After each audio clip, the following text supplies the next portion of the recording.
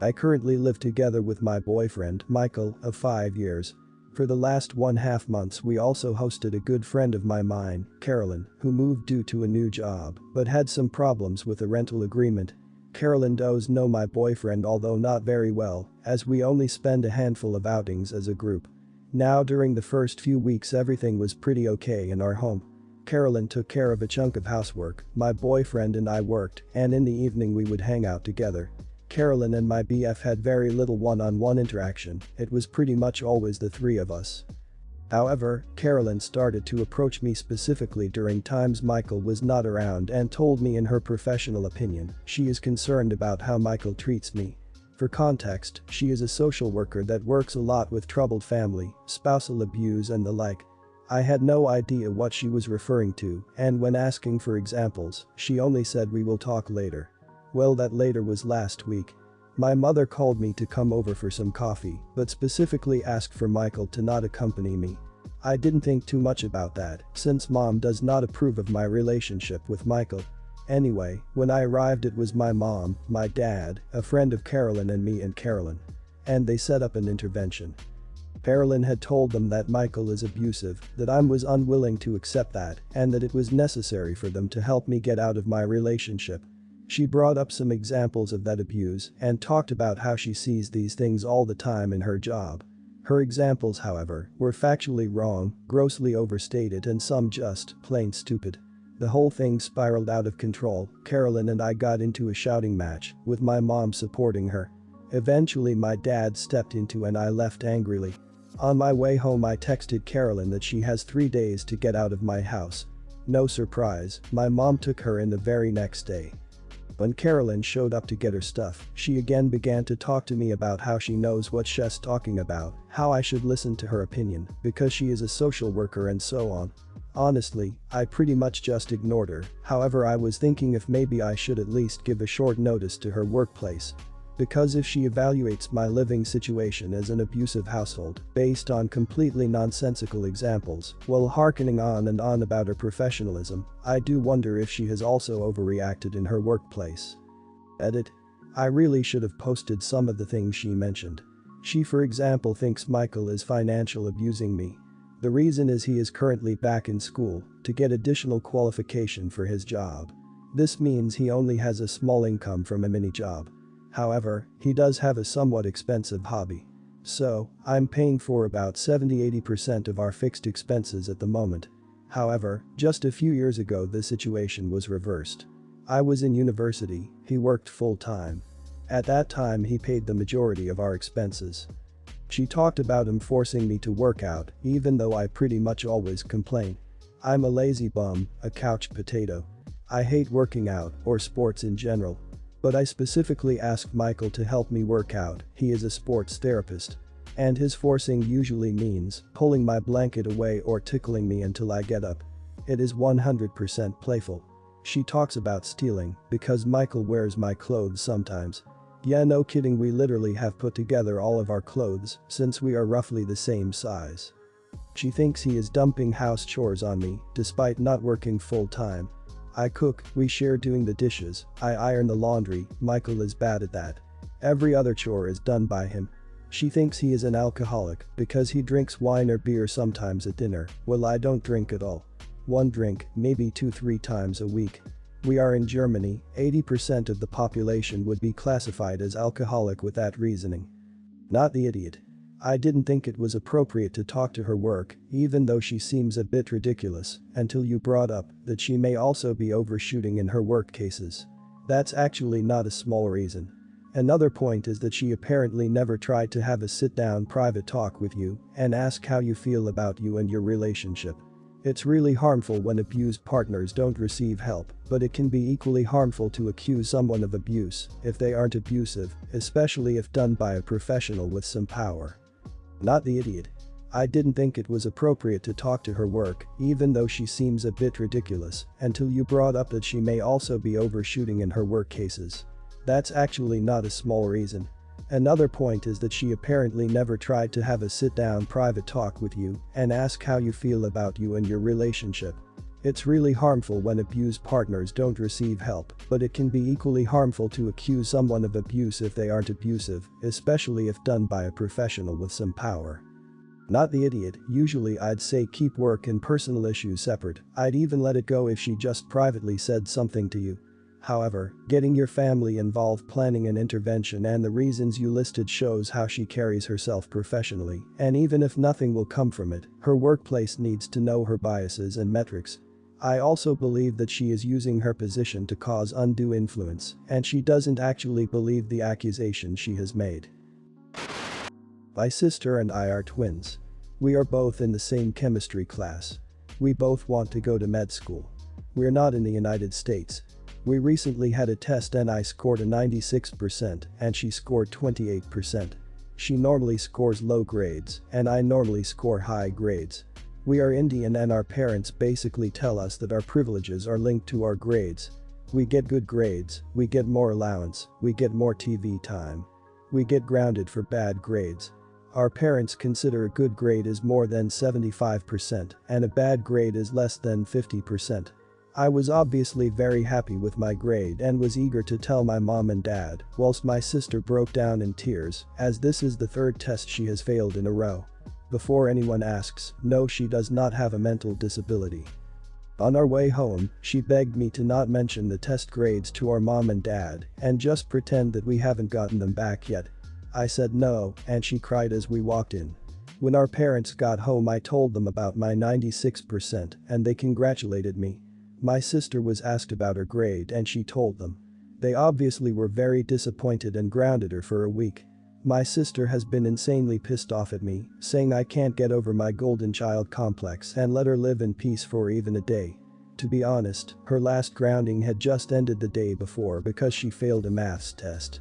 Am I the idiot? You're the idiot. I understand being proud of your achievements, but you could have held off for a day or two on telling your parents about the grade, while your sister collected and readied herself to tell about her grade. I agree with your sister. Personally, it sounds like you do have a golden child complex and think just because you're book smart and quicker to absorb information, you're smarter and more valuable than her. There's a thin line between confidence and cockiness, and you're crossing that line. You're the idiot. There was no need to throw your sibling under the bus like that. We all struggle with different things, your sister with chemistry and you with not being an utter idiot.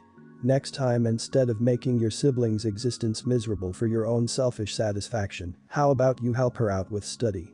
You're the villain in this story. No one else. Going solely off of your complete lack of empathy, I hope you are never my doctor. So you're the golden child, excited for your daily dose of attention and love. She's the discarded child that gets punished for not being good enough. I don't think you're wrong for showing your grades. I think you're wrong for not seeing what your parents are doing is wrong. She wanted one day of freedom. One day. You're the idiot and your parents. I didn't use everyone's the idiot here because I don't want your sister lumped in. I just want to be clear, you do know that after 18 you're likely never to see your sister again, right? You've shown you don't actually care about her. She's likely going to go no contact and make a new life away from you all.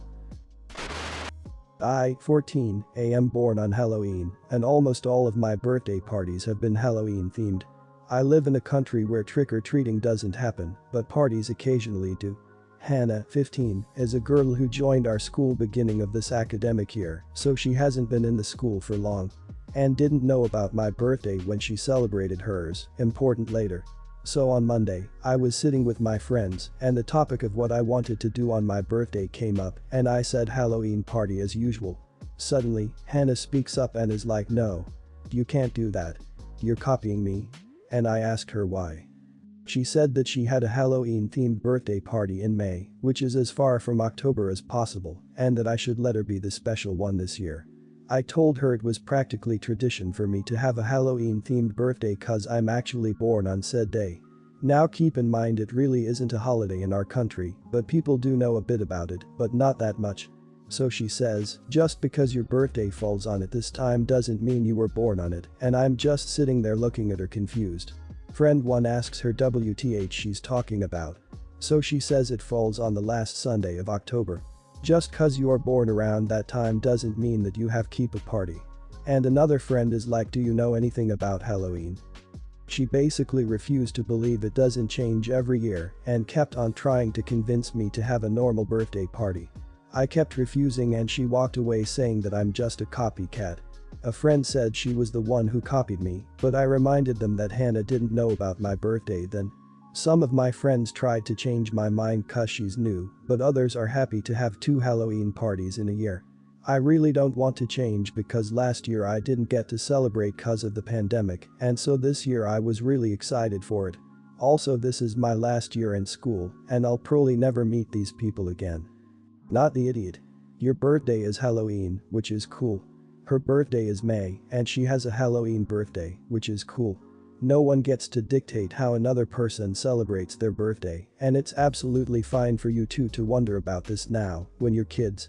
Also, your birthday party simply as important to anyone else as you. The problem is the people who are from 10 to 60 years old than you who still haven't figured this out. Her being new has nothing to do with it. She can have whatever theme she wants for her, and so can you. She has no right to tell you that you can't, and the fact that she thinks that Halloween is like Easter, Thanksgiving, Mother's Day, or Father's Day and changes every year just shows how ignorant she is. She'll be very surprised to learn that it is October 31st of every year, regardless of the day of the week it is. Side note. I bet she thinks that people born on February 29th only get a birthday once every 4 years. Just to tease her a little bit, you should turn it into a zombie Easter, American way, and have everyone have to come as zombies, zombie bunnies, and have Cadbury eggs everywhere injected with red dye, turned into eyeballs, etc. Or just have your party. It's your birthday, she didn't even know you then, your friends didn't go to her party, she doesn't get to own feeling special on a day, and it's literally just a day. She'll get over it. And if she doesn't, that's pretty shallow, and do you want that as a friend anyway?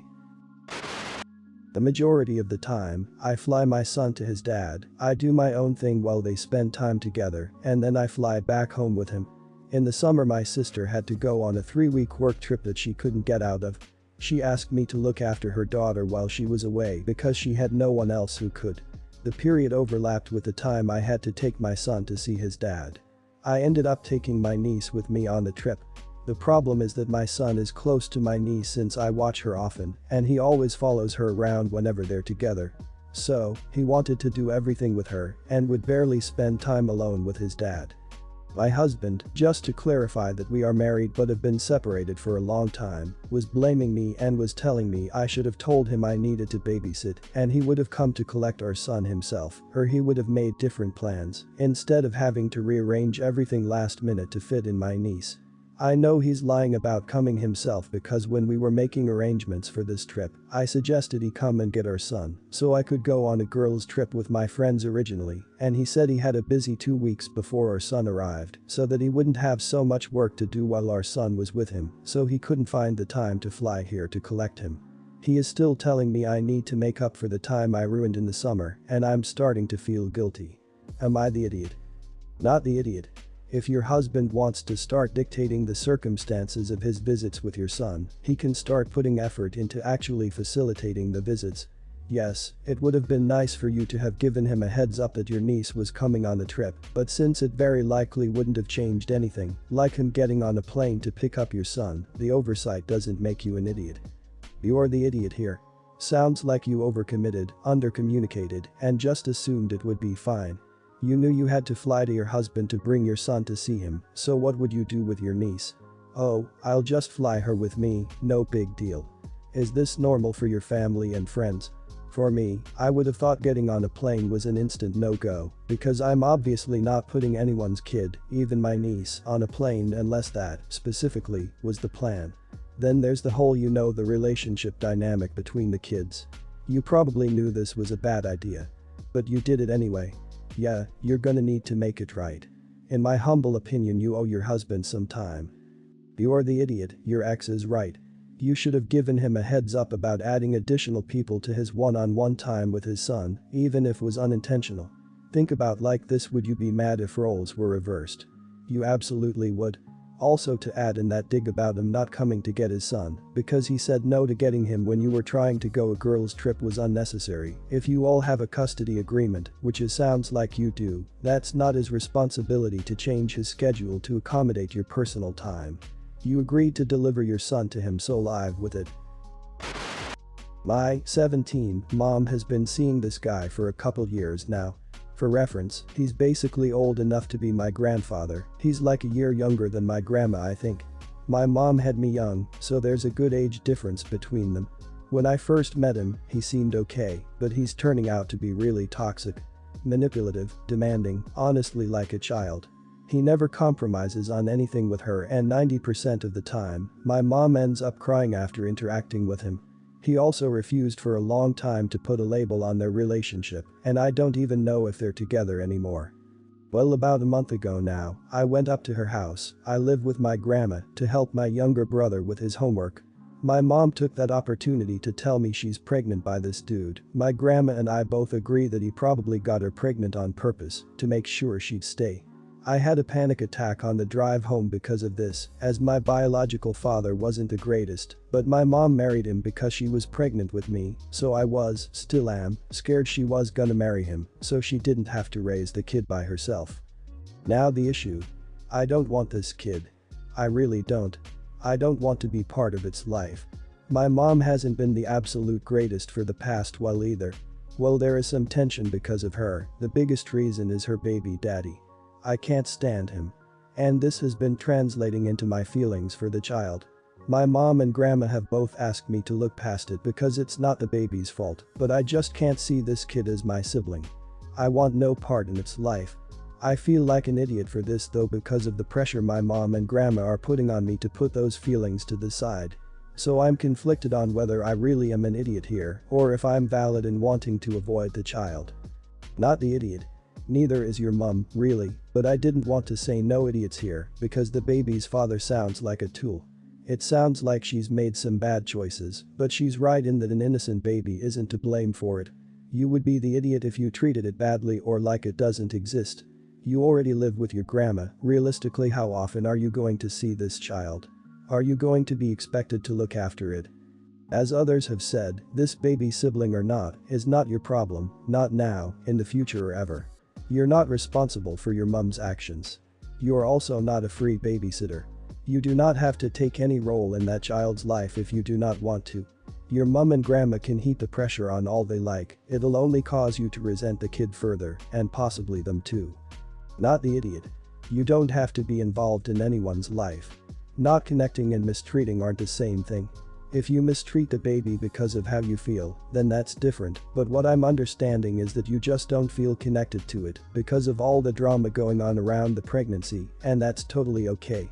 Maybe you'll feel different once the baby's born and you get to hang out with it. Maybe not, and you'll never feel close to the kid. I do agree that it's not the baby's fault, but it's also not your fault for feeling the way you do about it. You're allowed to feel how you feel, period.